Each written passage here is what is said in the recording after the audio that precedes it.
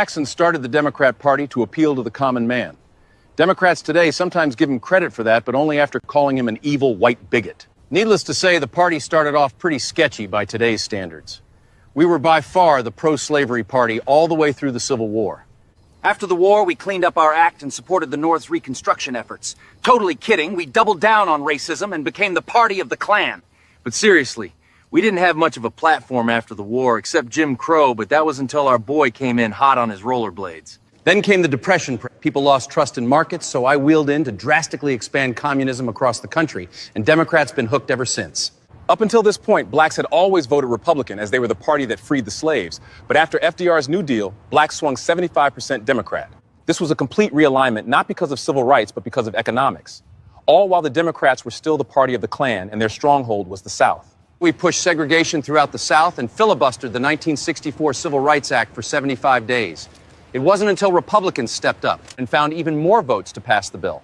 So ask yourself, how are Democrats seen as the party of the civil rights? Well, it's because Democrats are very persuasive. But again, it ultimately boils down to economic incentives. Once Democrats realize the power of government spending and handouts, you can appeal to any voter group and lock them in. 1, 2, 3. Gays for Palestine. Good luck with that.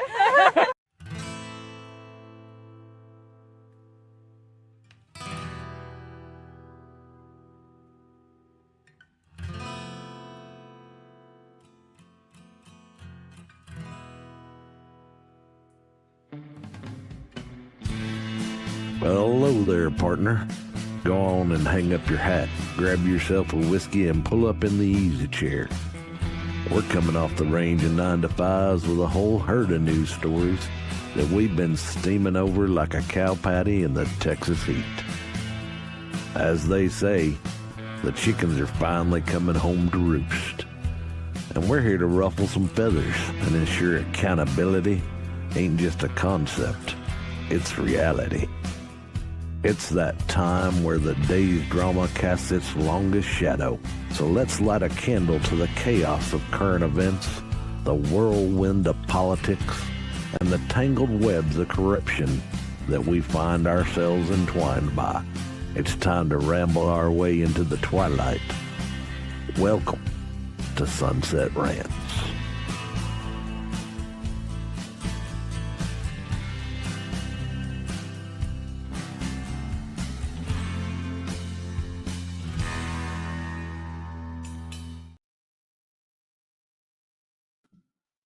Hey everybody, welcome back to Sunset Rants. Oh my gosh, I'm still cracking up at that cold open. That was I love that. Welcome back to Sunset Rants. I'm your host Biddy, and I'm here with the actual producer Brian, who chose that cold open. So you're welcome. How you doing, man? I mean, Monica in that last segment, perfect. That was so. But you know what? I mean, all kidding aside, I mean, that was a well broken down, like just put it all nice in a nice bow for anybody who was confused. That was really, really well done. So shout out to dude, whoever put that together with AI. That was amazing. I could find nothing false about any of that video. Mm-hmm. All the way down to the props used. But yeah. Or checked out. Yeah. Right. But yeah, welcome back to our show. And of course, you can follow the show on X, the real Roma _AK. That's the founder of Roma Nation. You could also follow me if you like, Elizabitty 213A. You could follow Brian at Brian Tibwell 1 or the Get Off My Lawn guy. You can pull him up either way. But yeah, why don't we get into our stories? Because we got a bunch as always that have been compiled for you guys that we want to talk about today. Starting with a big story, heading towards Jamaica, we got a Category 5 hurricane. Hurricane Melissa, coming to you from the Weather Channel, turning towards Jamaica ahead of landfall, warnings issued in the Bahamas. Hurricane Melissa, a Category 5 hurricane, now has turned to the northwest and will continue its expected turn toward Jamaica as it begins a catastrophic historic strike on Jamaica with life-threatening flash flooding, landslides, destructive winds, and storm surge. Melissa's torrential rain will also trigger catastrophic flooding in Haiti, and it will later strike eastern Cuba after it finishes its destruction path, and the southeastern Bahamas. So you got a little satellite view right there. It's a big girl. Melissa is a big girl. It is a monster. Mm-hmm. I read in there somewhere that it's basically approaching the theoretical mathematical limit for how strong a hurricane can get in those waters. So, Yeah, I was watching some of the Weather Channel earlier, and they said that it's already hit a pressure record for October. And as they say, like the lower the pressure gets, the stronger the hurricane gets. And they measured it by millibars. And they said that it could go below 900 millibars. And I think that Hurricane Wilma was at 882 millibars back in 2005. That was the most intense hurricane in the Atlantic Basin recorded. So it's getting there, and they're worried that, because a lot of these coastal places, they deal with a lot of torrential downpours throughout the year. They deal with rain, hurricanes all the time and stuff like that. They may think that it's something that they can handle, and they might not prepare as much, but there's a lot of vulnerable areas in Jamaica, and a lot of their buildings aren't really up to par, so they're easily taken down. They're definitely going to lose power. I know they're already starting to lose power in a lot of areas just from the flooding alone, because the ground is highly saturated. So if that's already, and they haven't even been hit with it yet, they're supposed to get hit, I think, overnight tonight. Then it's going to be really bad. And they said that even though the winds are really high, they can go anywhere from 150 to 200, that's that category 5. They're still going to, it's still going to move slowly itself. It's going to be spinning really fast, but it's going to be moving slowly over land, which means they're going to be dealing with this for hours. They're just going to be getting pounded. So, I know they closed a bunch of airports already, because a lot of them are really close to sea level. So a lot of evacuations are really not possible. So they really have to kind of batten down the hatches and brace for the storm. And experts believe from its trajectory and the way it's looking right now that it's not going to turn, because that's another thing that people hope for, is that it's going to turn off landfall and not really, devastate the whole area. But they believe that it's not going to turn, that it's going to hit them head on for what they're seeing right now. Let's see. Yeah, meteorologist says the pressure is dropping really fast. The storm is intensifying so rapidly that the hurricane hunters that fly overhead to monitor these systems had to actually turn back due to the violence and the turbulence, which doesn't happen that often. So they had to kind of close up shop in that respect. And as they said, they can expect flooding, landslides, storm surges.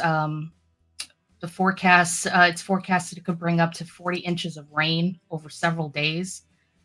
Another thing they were saying is, if you remember in Hurricane Helene, because of the altitude, there were a lot of mountains and different things like that. When you have 40 inches of rain and it's coming down the hills and the mountains like that, it picks up momentum, and you can't run from something like that. It gets extremely violent, and they have a lot of high hills and mountains in Jamaica. So,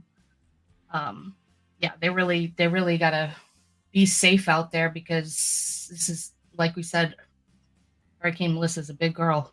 Mm-hmm. Yeah, look at that. Yeah, and this is just some more enhanced satellite image. And have you seen some of the pictures from inside the eye wall? Oh, here's one right here. Oh my gosh. Yeah. It's crazy when I know that the video itself is kind of like a little slow, but it's just crazy how it looks. It doesn't look that violent or fast, but Well, it's calm inside the eye. yeah. Yeah, that's true. That's true. Phew. Even some more, some Oh sped my up goodness, you satellite see imagery. that? Yeah. Yeah, it's a monster. Yeah, it is. That's scary. And we get hit a lot in the States here, and when things break down, the buildings and the houses and everything, eventually we rebuild. But Jamaica hasn't been hit that hard. I think they had a hurricane category 4 last year, but they didn't get hit as hard. But with something like this, if they get hit really hard, it could be weeks or even months before they can Right. recover, even just with the power outages alone. And if you think about the phone lines and things going down, like you can't get in touch with people there. There's a lot of people in America that either, travel there just for, vacation or whatever, or they have family there. So, a lot of people here are worried about, anybody they know back home. And Right. so we just say prayers that they can stay safe, because yeah, I'd be terrified. And this kind of thing happening right now while we're having our shutdown,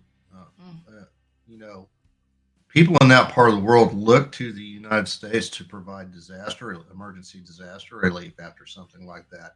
Right. And that's just not something until we fix this until we fix this shutdown that we'll even be able to consider as a country. Well, So that's a good point. that's something to think about. Hmm. And also a decent transition. Yeah, absolutely. I'll go ahead and take this one because I think it's funny. Okay. Largest federal workers union calls for an end to the shutdown, putting pressure on Democrats. This comes About time. This comes at you from NBC News, so consider the source. In a statement shared with NBC News, the American Federation of Government Employees President calls on Congress to pass a clean, continuing resolution, which is what we've been asking for all along. Right. Bylines Washington, country's largest union representing federal workers, is calling for lawmakers to pass a short-term spending measure to immediately end the government shutdown, urging Democrats to abandon their current position and join Republicans in supporting a stopgap solution. Both political parties have made their point, and there is still no clear end set. AFG President Everett Kelly wrote in a statement first shared with NBC News. It's time to pass a clean, continuing resolution and end this shutdown today. No half measures and no gamesmanship. Excuse me. They can see the games being played. It's obvious to everybody at this point, I think. Well, not everybody. Let's see. The statement could increase pressure on Democrats to budge from their stance. Senate Democrats have insisted they won't vote to reopen the government without a commitment from Republicans and President Donald Trump on extending health care subsidies through the Affordable Care Act, which are expected to expire, are set to expire at the end of the year. Without them, health insurance premiums on Obamacare markets will skyrocket for many individuals and families. In the meantime, we're staring down the barrel of, I think the last estimate was some 40 million people that are going to lose SNAP and EBT benefits, come Friday, Saturday. Mm-hmm. This could be a pretty toxic situation. I mean, everybody's been talking, like Tim Pool talks about civil war all the time. I mean, will we really be in civil war if it comes down to people trying to steal groceries from other people as they walk out of the grocery store? I mean, that sounds kind of like civil war to me. It's definitely chaos and mayhem. Yeah, I wonder how many like places like Walmart are gonna just not be open that day or something like that, just so they don't have to deal with the headache. How many of them are going to have to invest in some type of security? I mean, if the thing is that if they steal from the store, then these stores have to deal with it. But if they steal from somebody who's outside in the parking lot, then it's not the store's problem. They're not going to get involved. So you got to be really, really careful when you're out there, guys. I don't want to scare you. But at the same time, there are people who, not only people who are really, really in need of it and who are just going to try and do everything they possibly can to stretch out the food that they have in their pantry and whatnot and move things around. But there are people out there who are very angry and they get very violent when their toys get taken away. And Yeah. a lot of these people have been on government assistance, not only just them, but their parents, their grandparents. This is all they know. So It's won't become even, generational. yeah, like it's I, not even in their head to go out and try and get a job. and I don't know. Maybe this is what was needed. Maybe this was the shock to the system we needed to, get some of these people off the damn welfare rolls. The last I looked, it wasn't that hard to get a job, any kind of job here in the United States. You just have to be not quite so selective about what you want to do, how you earn a living. But you know what? There's plenty of jobs out there that need to be done that are asking for workers. That they exist. There's no reason to spend decades on public assistance. Right. I mean, and not for anything. I mean, just think about how many illegal immigrants have been deported from this country over the past 9 months. I'm sure there are a lot of jobs out there that are looking to fill the void. I mean, it's just simple math. If you think about it, these people that were working, having these jobs, as illegals off the books and whatever, I mean, they're going to need to fill that void at some point. So there are going to be companies out there looking for people. But yeah, I was telling you earlier, I did see some, because I go on TikTok, I go on these other social media platforms. There are people that are making videos that are saying, I'm going to get my food, even if I don't. I've seen them. Whatever. And they're threatening people, but there are people that are pushing back on those people and saying, that's ridiculous because you're basically just giving them a reason to come after you and put you in prison. Like, and then what? And then your kids are really not going to eat. So what are you doing? Right. And there are people that are making videos saying, you're worried about the benefit, you're not going to get these benefits, but I'm going to show you. And they go in the supermarket and they're like, you can get this brand right here. It's 50 cents. It's $1.20. This will last you a whole month. And, that's really, really nice, I think. There's a lot of people out there that are making these videos and they're trying to say, hey, listen, don't panic. Don't resort to violence that's going to make things worse for you. You can do this, you can prepare for it. And I think mostly there's a lot of ways that you can stretch your budget. I mean, I've been in the hole plenty of times and I actually didn't go on assistance. I just cut things out. And I stretched food and I didn't go out to eat and I didn't order. And everything that I did was making food at home, things that'll fill you up really well and for a little bit of money. And I've learned a lot of different recipes to make that were on the cheap.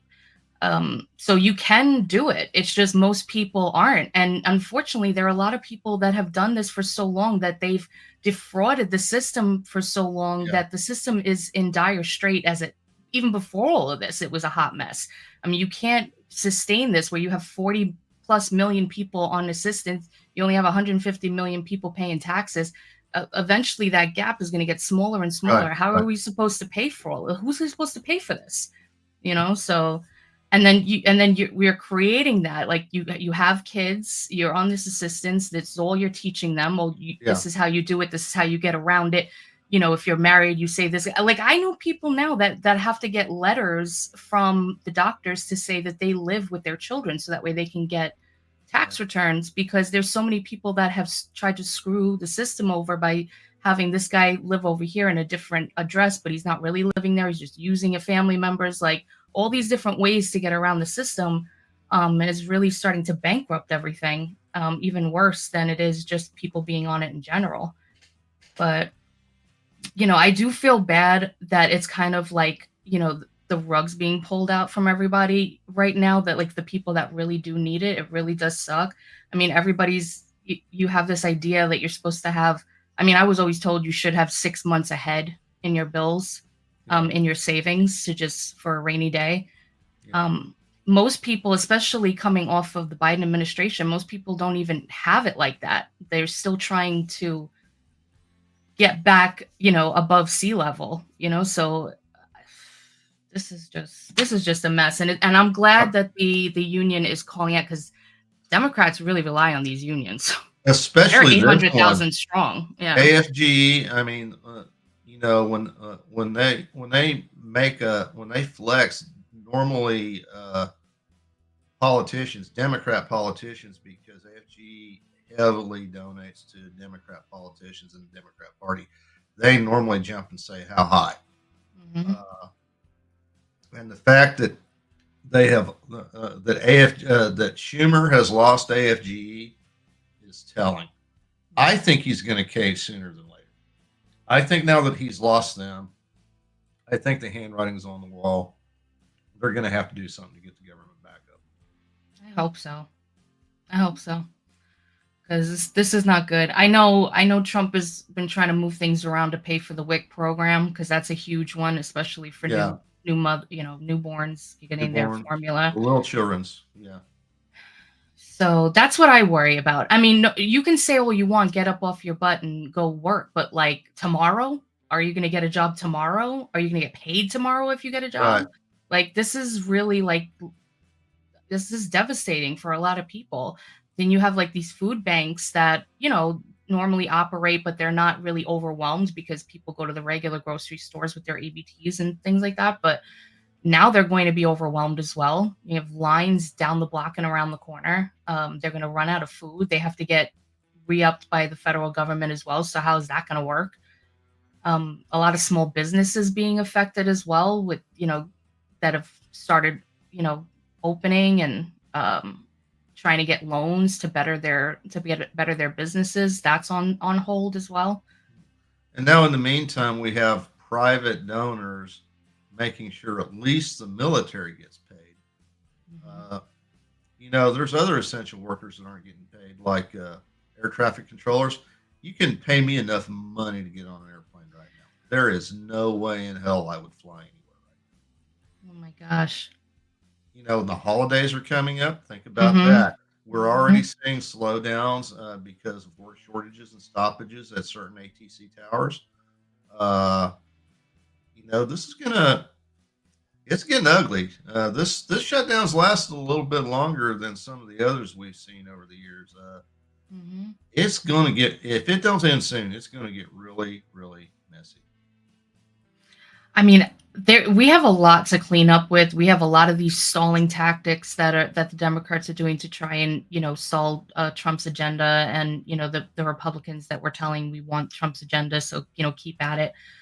But, I hope at some point, while we still have a strong majority, well, we don't really have a strong majority, we have a slim majority, but, that we have the majority, that they try to do something, term limits. I know they're doing the, for like the not allowing them to trade and things like that. They want to try and get that underway. But term limits, and also they need to revisit the idea of not paying Congress members when they shut down the government, because they're using this as a pawn. They're holding us hostage every time they want to play these games, and they say they're representing their constituents, or they say the American people, and like all of these buzzwords. And it's like, hi, I'm an American person, like, what, you're screwing us over. What do you mean, the American people? Who are you talking to?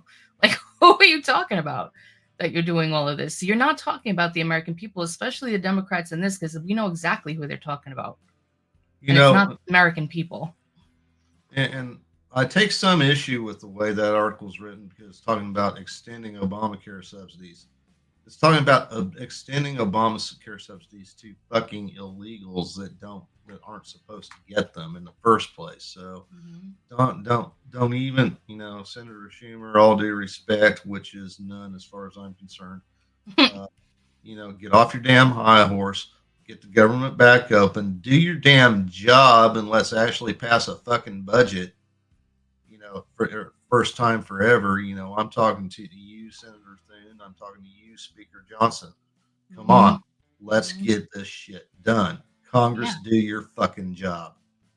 Yeah, absolutely. They got to clean it up too, because it's a hot mess the way it is. And oh gosh, it's just so ridiculous. It's just just a big show, a big game. They could care less because they keep getting paid. They're in their golden palaces. They do whatever they want and they pretend to represent the people. It's such a mess.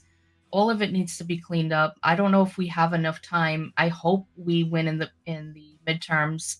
But we got to make sure we have as Well, much gas as possible before that. if worldwide trends hold up, there may be hope for Trump's party in the midterms because the midterms worked out pretty good down in Argentina for Javier Milei. If you Yes. break that story. Yes. All right. So coming to you from the Hill, the Afuera guys party. He got a big win in midterm vote for Argentina's President Milei, boosts markets and vindicates Trump. And we'll explain that. So markets in Argentina rallied. The peso surged and the country's sovereign bonds jumped on Monday as Libertarian President Javier Milei hailed his party's resounding victory in midterm congressional election as a mandate to press forward with radical free market reforms. Investors recovered confidence in the chronically depreciating Argentine peso that they were dumping in droves just last week to hedge against a Milei defeat. The currency surged more than 10% to trade at over $1,300 per dollar on Monday. Argentine, I keep saying it like that, but I think that's because of what I heard. But Argentine stocks soared up to 40% during the trading day, and the country's dollar-denominated bond set to expire in 2035 climbed over 10 cents after markets opened. The price movements over Milei's party doubling its representation in Congress appeared to validate the Trump administration's bet that its close ideological ally can transform Argentina after decades of left-leaning populism. He had a lot of help from us, says our President Donald Trump told reporters on Air Force One on Monday, referring to $40 billion in promised U.S. support for Argentina and his threats to rescind the money if Milei lost the vote. He's working against 100 years of bad policies, and he's going to break them thanks to support from the United States. So that's basically because Trump did when they had their meeting when Javier Milei came to the United States. He did mention that he said those words, and that he was going to help with some trades. Help them with getting credits with some large banks and things like that to really help boost the Argentina economy. But that was all contingent on whether or not they kept Milei in, because he's kind of furthering this agenda that we're hoping that spreads globally to where they're saying no and push back on these woke ideologies that are just destroying all these countries. So I'm glad that's really, really big. For Argentina, and basically they're showing everybody that we agree with the trajectory that our country is headed and what President Milei has done so far. So and the validity in the currency and that was helped with Trump. Javier's party still won't have outright majorities in Congress.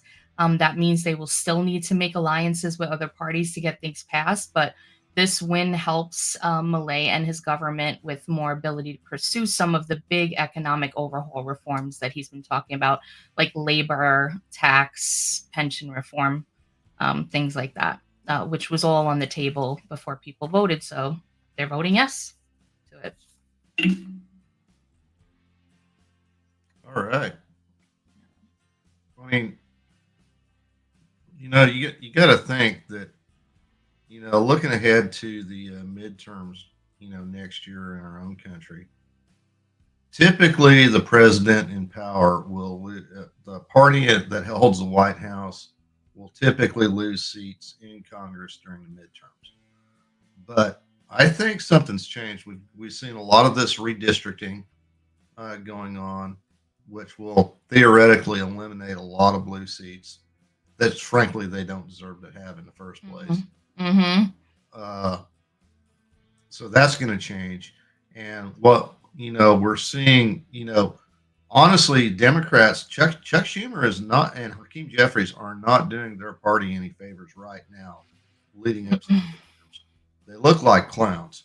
Mm-hmm. And Hakeem Jeffries just came out and threw his endorsement towards Mamdani. So they're basically supporting socialism just outright. They're not even denying it anymore, that is who they're putting their support towards. Yeah. That's the ideology that they're pushing their party towards. You know, they're losing support from all everyday Americans, you know, like the people that love this country and, you know, maybe just didn't agree with Republican or conservative, you know, values. They wanted things to be more liberal and stuff like that. But they're losing a lot of those moderate Democrats.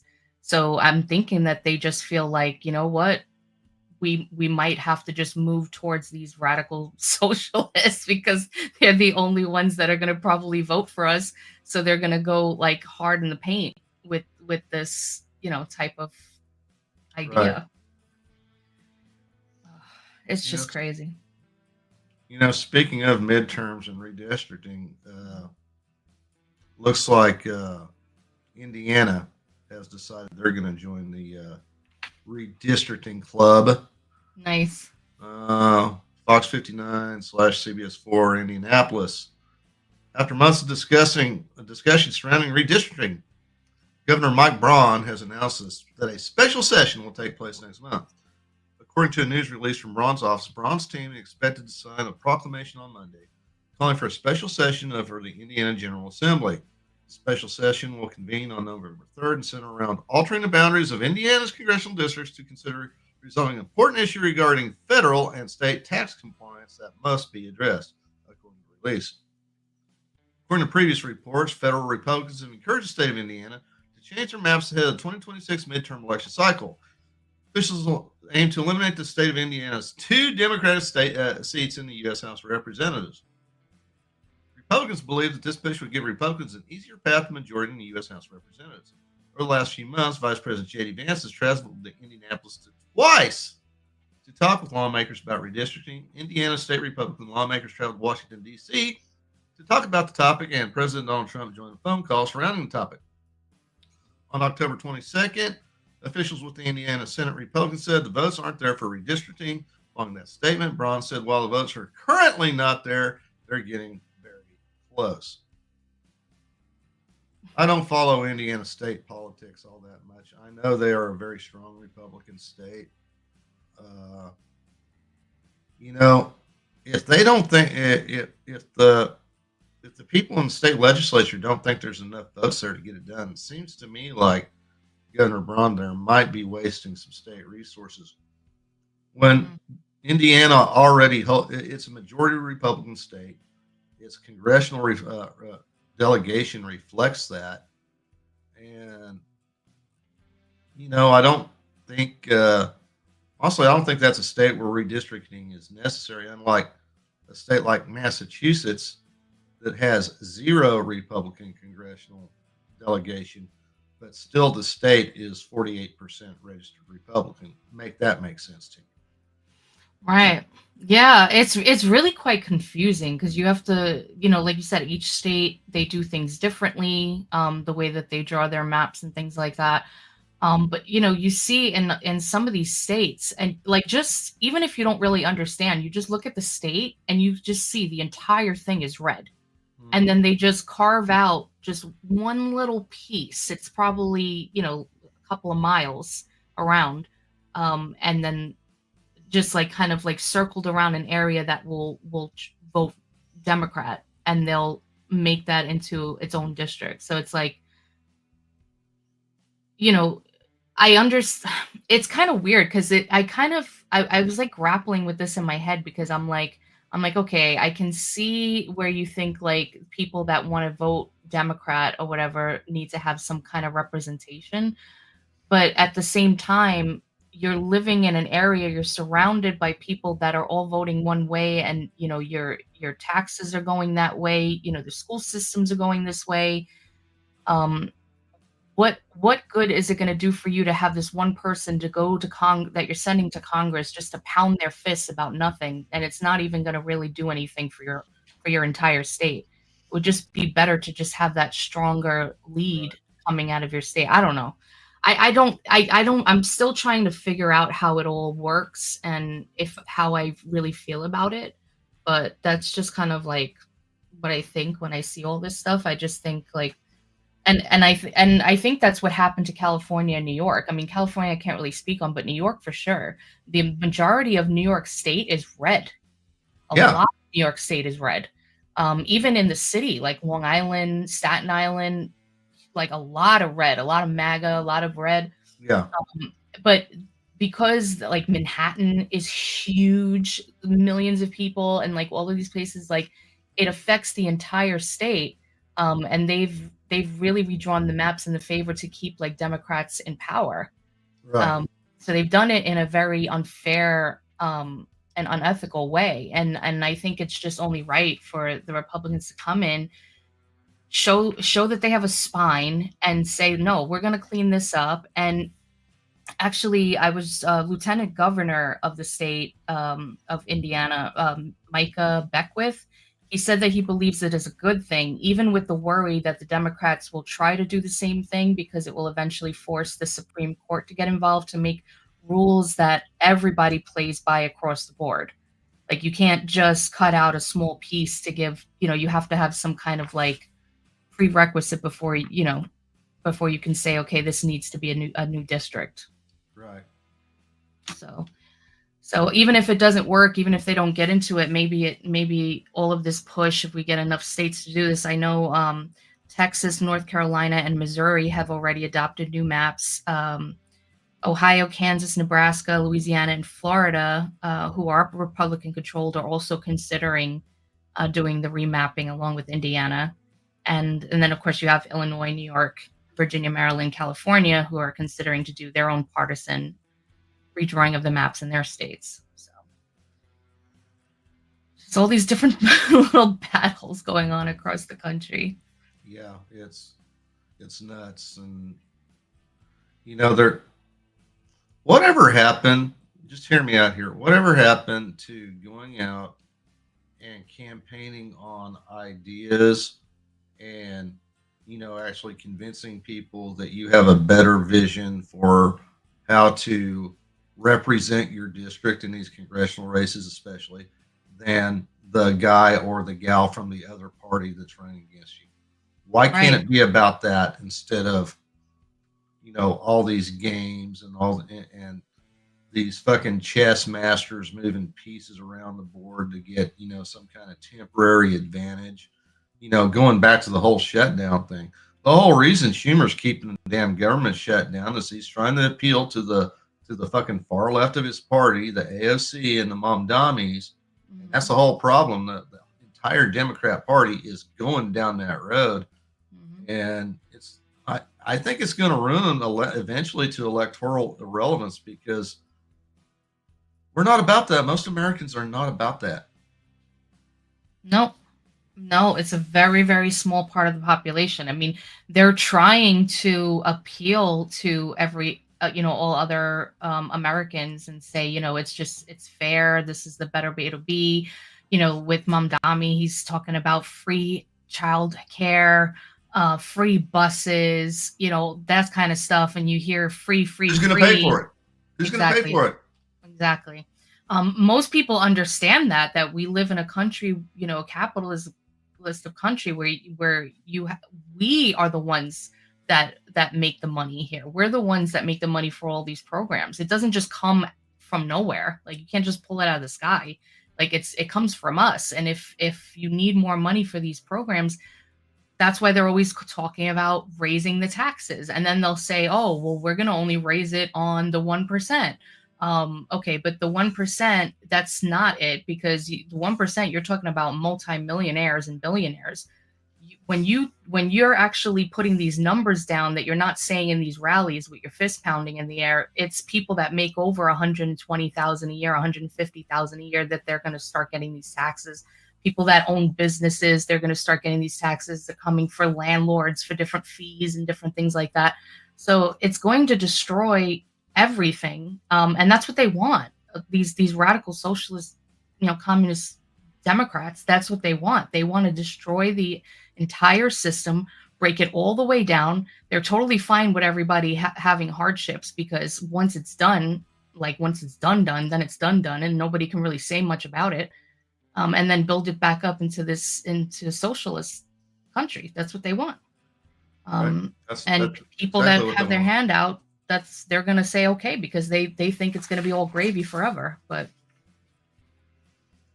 it's not. Obama wanted to fundamentally transform America. Well, I think mission accomplished for the man. I think he did. I mean, just with his Obamacare alone, I mean that was just a push to socialize our healthcare.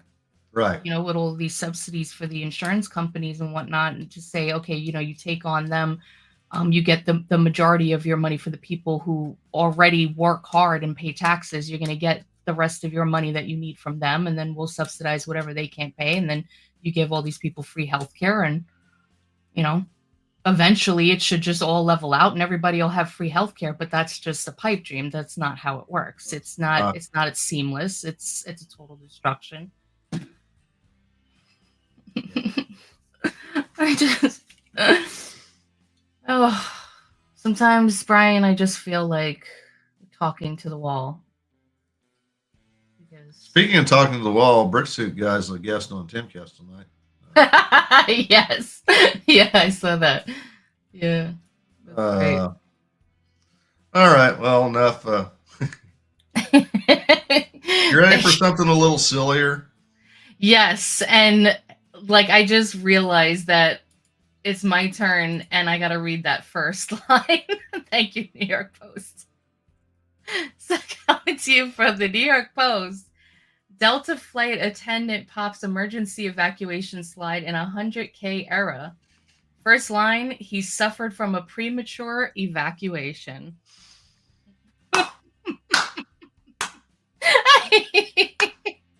we were going back and forth through the articles, I'm like, I know I'm going to have to read that. Delta Airlines flight attendant accidentally deployed the emergency slide before a cross-country flight, causing an estimated 6 figures worth of damage and delaying passengers for several hours. Suffice to say, I don't think that guy has a job anymore. Probably not. No. Is a quote, everyone's entire night just became a cluster, Yeah. that.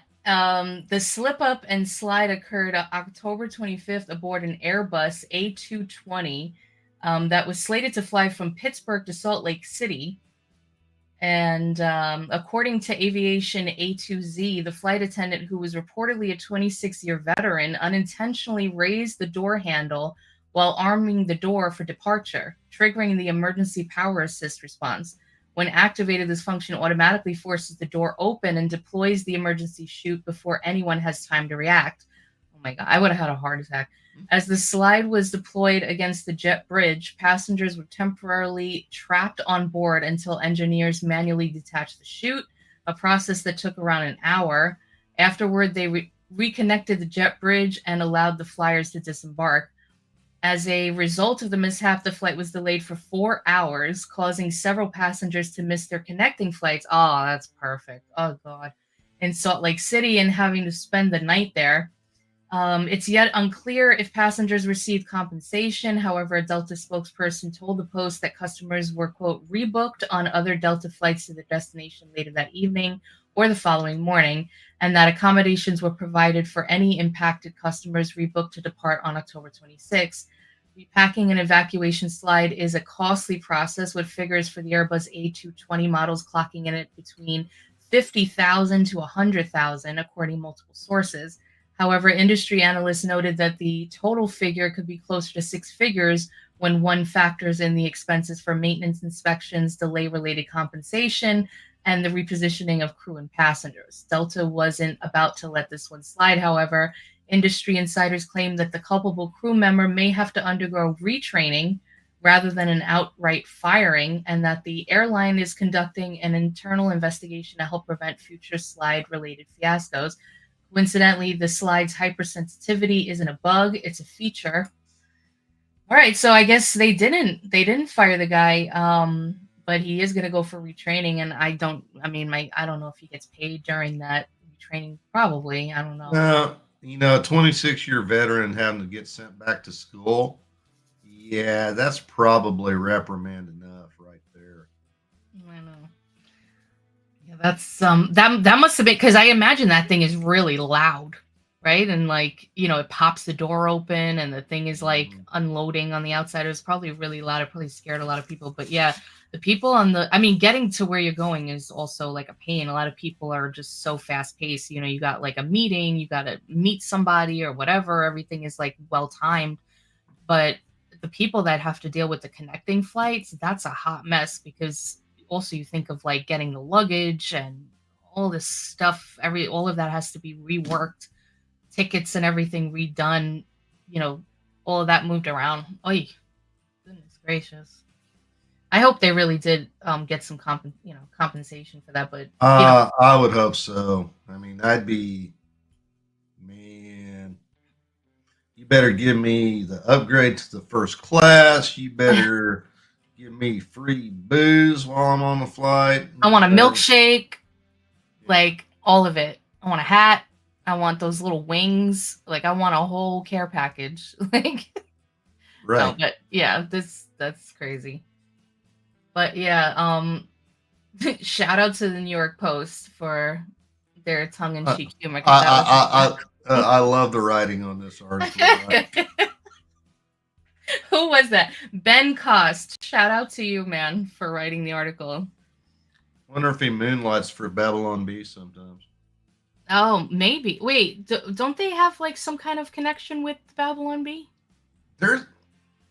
I remember seeing like a couple months ago, like a Babylon Right? Bee section inside of the New York Post. So maybe. Yeah, I think it was you that told me, or we were together when we heard, but yeah, I feel like I did hear that. Excuse me. But... All right. Are you ready from the favorite time of the day? Oh yeah, let's do this. Do it.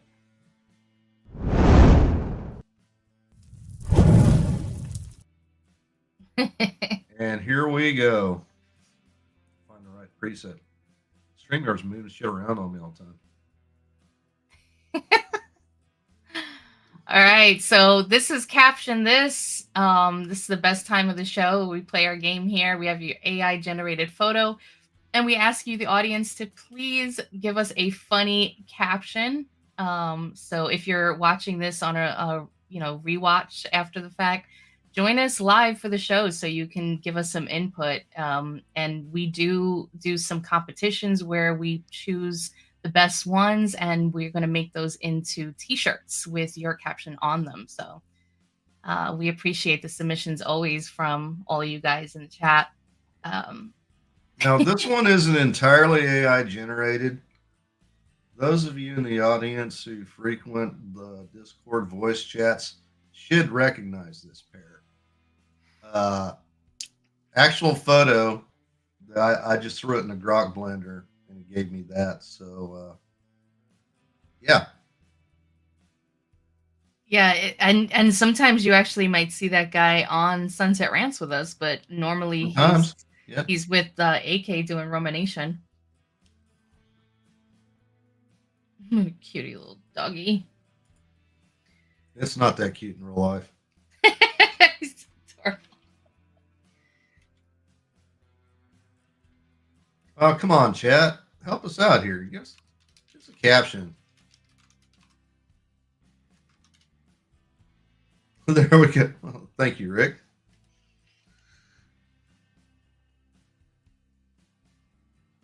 My son Piker. Oh man.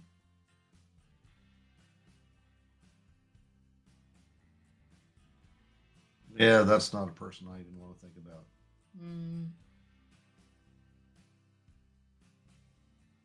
Look into the camera, derp.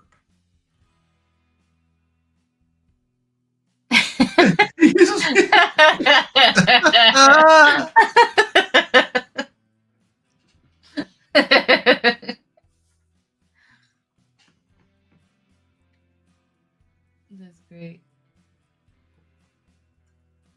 Artie says, help. He uses me to pick up kids. What was that cartoon with the was it the Basset Hound? And he'd be like, oh, he'd like kind of talk like that from Looney Tunes. Droopy? Yeah, is his name Droopy? I think so. I think that's who you're thinking of. Yeah. I can't think. That's all I got was look into the camera, derp. I couldn't think of anything else. I'm having trouble coming up with anything because We finally see Rick. No, Rick. No.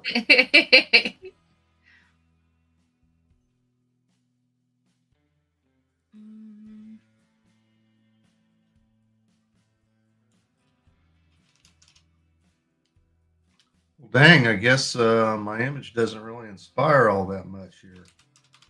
No, I feel bad.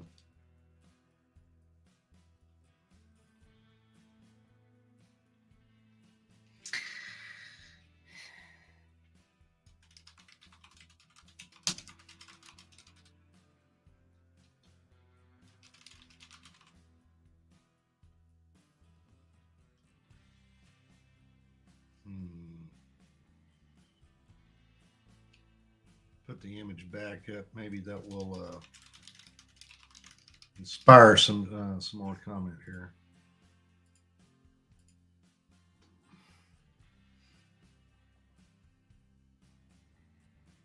That's a good one, Biddy.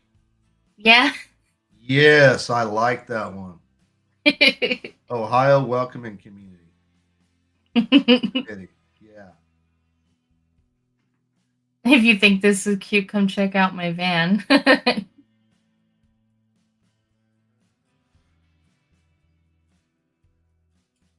Man, y'all are dark.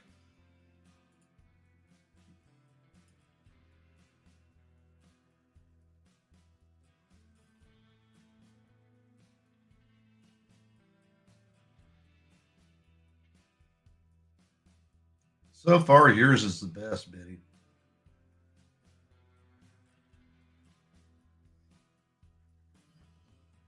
Give it 2 more minutes before I declare that one the winner.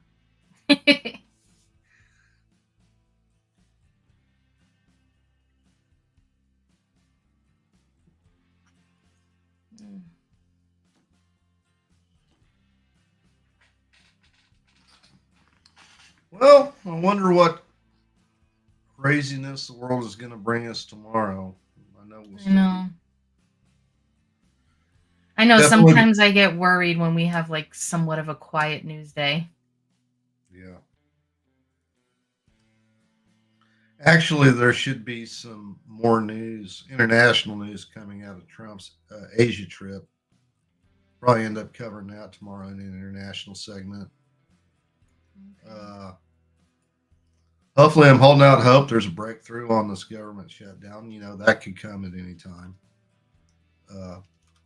As we discuss the pressure on Schumer and the Democrats to finally bring this thing to a close. Right. I'm sure there's going to be a lot of really sad, very heartbreaking images coming out of Jamaica and other spots in the Caribbean, in the Caribbean this week. Is it Caribbean or Caribbean? I don't know. I think I say Caribbean, but I like Caribbean too. Either way is cool. Okay, Hardy's got another submission. More wholesome than whole milk. Also in my van. Hardy. Excuse me. I was looking to see if the potential Atlanta airport shooter, if they did anything with his bail today, but I didn't see any updates on that. Something tells me that guy's not going to get any bail. That's a federal case too. So, I mean, I don't think he should be released anyway. That guy's obviously has issues. Yeah. Mm-hmm. All right, the 2 minutes are up, and I'm sorry, Hardy, we're not going to do creepy van. We're not going to turn this into creepy man van. We'll just go with Ohio Welcoming Committee because that is foreboding enough. That actually would be a cute t-shirt too. The Ohio man. Ohio Welcoming Committee. All right, so yeah, we're finishing up a little early tonight, but that's okay. Got anything else you want to talk about, Betty, before we close this out? No, just we've been talking about this for quite a while. That everything that Trump's trying to do in this country, I mean, even without the stifling from the Democrats, it's not going to be linear. A lot of things they're going to need to take time to really show how they're changing this country for the better. A lot of things need to be implemented and kind of give it, some months to really see it come to fruition. So we just got to stay strong. If you have any neighbors that are part of the elderly community, and you may think maybe that they're going to be affected by these benefits and things like that they're not getting. If they're friends of yours, maybe think about kind of helping them out. Checking in on them, seeing that they're all right. I'm not saying you have to, but it would be nice if we kind of got back to a world where we really had a sense of community. I feel like everybody who's listening to my voice probably already does these things anyway. But if anybody who doesn't normally watch and who's stumbled upon the video, maybe it'll give you the idea to do that. But yeah, definitely use the Q&R code up at the top of the screen. Head over to our website, riseofmiddleamerica.com. You can see all our latest posts, our videos, our hosts, our links to social media. You can use that to get to the Discord. Come hang out with us after the shows. We chill in there and talk all the time, so come and hang out with us there. You can follow me on X if you like, Elizabitty213A. You could follow Brian Tidwell 1, and or Get Off My Long Guy, or you can follow the show, the founder of the show, AK, at @therealroma_AK. And happy Monday to all of you guys. We made it through another Monday. I hope you all have a lovely evening. Night, everyone. Take care. So I got to thinking, there's MAHA, Make America Healthy Again. MAGA, Make America Great Again. But what we really need to do is make America follow the Constitution again. Motherfucker.